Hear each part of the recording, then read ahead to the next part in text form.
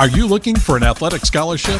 You're in the right place. This is the Recruit Me Athletic Scholarship Podcast, the longest-running podcast on recruiting and athletic scholarships. We're here to help your family navigate the recruiting road all the way to an athletic scholarship. He's a recruiting expert and a dad of 2 college athletes. He has a wealth of experience to share. Here's Recruit Me CEO, Brent Hanks. Welcome to episode 468 of the Athletic Scholarship Podcast. I'm continuing to take you back to past episodes of the Athletic Scholarship Podcast and to replay some of them that can help you in today's recruiting world. This episode is a replay of past episode 272 from October of 2021 called 3 Hard Things for a 16-Year-Old to Do. I tell you that I saw 3 things from my family's 2 recruiting experiences that both my sons experienced. At the time this episode was published, my older son Parker was playing college baseball for the Northwestern Wildcats, and Sutton, my younger son, was in high school and was in the middle of his recruitment. One of Recruit Me's main messages throughout its recruiting information is that college coaches want to hear from you, the student athlete, not from a recruiting service, parents, or even just high school and club coaches. The potential student athlete is the key. But being the key cog is not easy for that high schooler. The potential student athlete is entering an adult world and an adult business. But they are still in a young adult's world. A world of a teenager does not generally include interacting in a business manner with adults. Let's go back and listen to episode 272, 3 Hard Things for a 16-Year-Old to Do.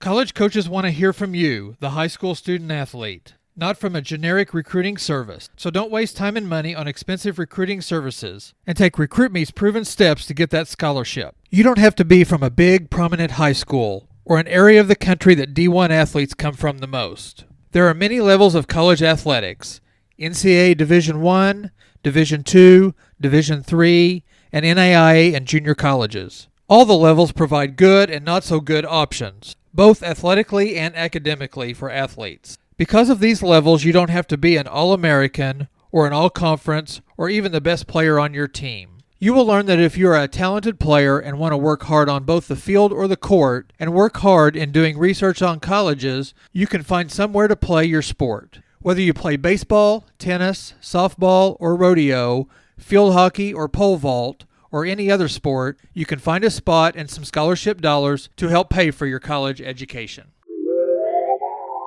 I mentioned that the recruiting road is not easy and that college coaches want to hear from the high school student athlete, not parents, not recruiting service. So today's podcast subject for this episode, episode 272, is 3 hard things for a 16-year-old to do. These 3 things I'm going to cover today come from my family's 2 recruiting experiences. As the introduction said, I have a son, Parker, that's in college now and is pitching for the Northwestern Wildcats in the Big Ten Conference. Parker was an all-conference high school pitcher from a bigger high school in southwest Missouri and played against good competition, but not what is considered a baseball hotbed for Division I college prospects. Those hotbeds are states like California, Texas, Florida, and Georgia, to name a few. These states tend to provide many upper-level players in the Division I level and in the major leagues. Again, the competition in southwest Missouri is good, but not the top competition in the United States. Parker was and still is a top student academically, and he is very social and does well conversing with teachers, other players, coaches, and adults in general. Sutton is a senior in high school at the same high school as Parker went to, and he is in the process of deciding on some of the offers that he is getting right now. Sutton was not, at least not yet, an all-conference player, and did not start on his varsity team his junior year. But he has competed on his high school team, both in the JV and the varsity level, and has played on some very competitive teams in the summer.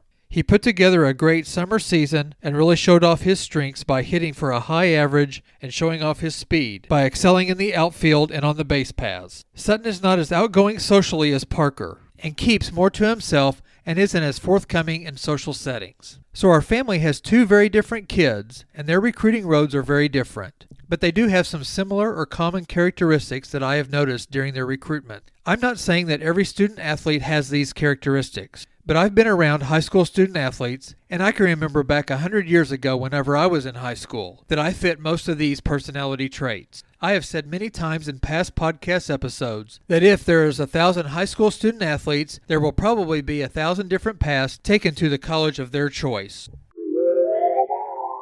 So let's tackle these 3 things that are hard to do for a 16-year-old student athlete. The recruiting age is mainly 14 years of age and 15, 16, 17, and 18 years old. All of these ages are subject to these difficulties in the recruitment. Number 1.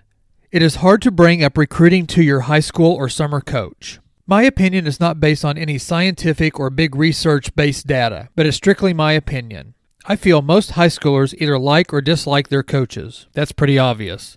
Most coaches at the high school level don't interact with parents that much, and really shouldn't interact with them that much. Again, it should be a respect thing, and high school is a time for student athletes to mature and learn to spread their wings. That is a part of playing sports. So I think teenagers, out of both respect and out of fear of hearing no, are afraid of even bringing up the recruiting subject. I would say that many high school coaches are not experts or even familiar with the recruiting process, and that can be a totally different subject that we can cover some other time. I think it goes back to the teenager just not feeling comfortable approaching his or her coach. I do feel that coaches will help student athletes if asked, but it is like asking a date out for the first time. Egos flare up and human nature doesn't like to be turned down. Usually your club or summer coach is in the business to help you get recruited, but I still see it being hard for many young student athletes to start the conversation. If you are a star, like a 4 or 5 star prospect, it may be easier, but a majority of the high school student athletes are not that sure thing D1 prospect. If you are wanting to play your sport in college and aren't sure where you will fit in, then the conversation can be hard and uncomfortable. I do feel once the ice is broken, then the student athlete and the coaches can be helpful to each other.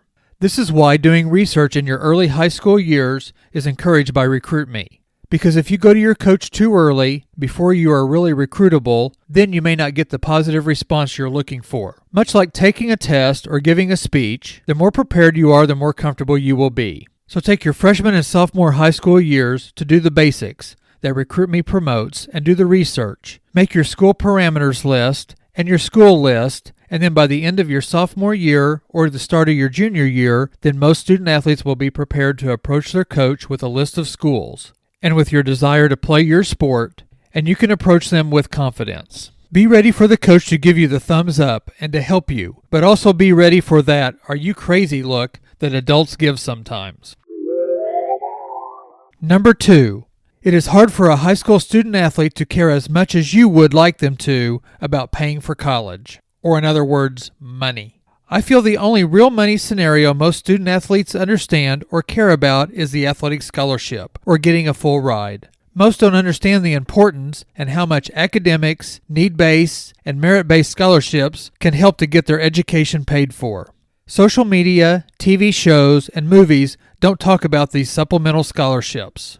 They only suggest that all athletes get a full ride. You don't hear about what the real scholarship breakdown is. Like I covered in episode 270, a scholarship package could be a $5,000 athletic scholarship, a $200 Rotary scholarship, a $15,000 academic scholarship, and the remaining $8,500 in financial aid or a loan. Getting high schoolers to get excited about doing volunteer work in high school to enhance their admission chances and possibly raising their scholarship package is hard to fathom for a high school sophomore or even a senior. That box in the counselor's office or that online list of local and regional and even national scholarships doesn't excite them to fill out or apply for.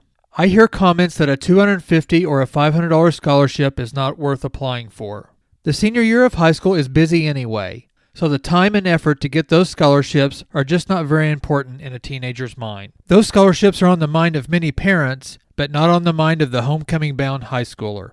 If you are a student athlete listening to this, please make an effort to visit with your high school counselor and talk with your parents about scholarship possibilities. Also, remember that you may fill out 10 scholarship applications and only get 1 or 2. The ego thing of getting told no is not fun, but it could make a difference on getting an offer to play at a school on your list or getting to live in a nicer dorm or get a better meal plan. If you're a parent, by talking about finances early, you can build in your student's mind the need and the rewards that your son or daughter could get by applying for these scholarships. Plant it early in the high school years.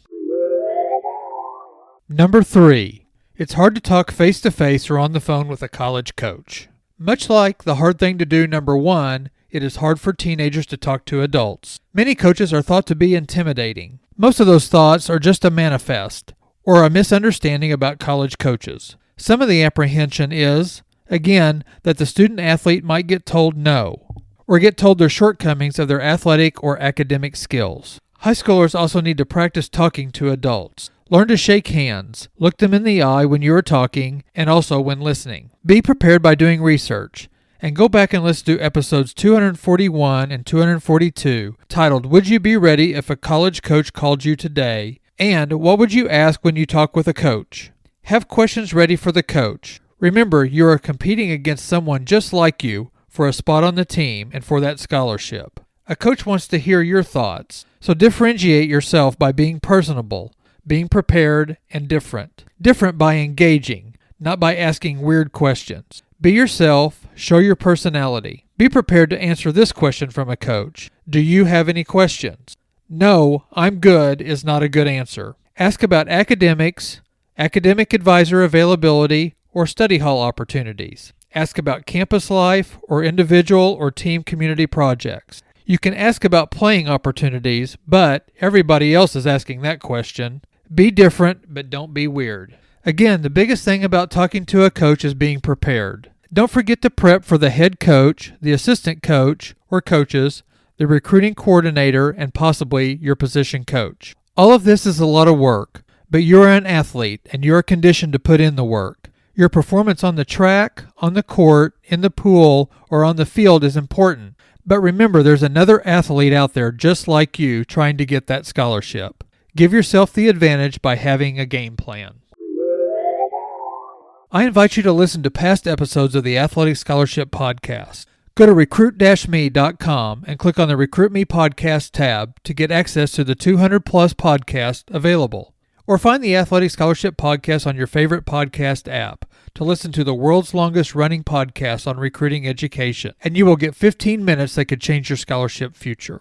I'm continuing to give you a peek into Appendix F of the Recruit Me 3.0 Athletic Scholarship System. Here's a testimonial from a parent of a recent committed college baseball player in the class of 2022. The parent writes, The Recruit Me podcast and the Recruit Me Power Pack with the player profile helped us with the layout and is a helpful tool to send to coaches with my son's information. Thank you for that review. Get the free recruiting power pack at recruit-me.com.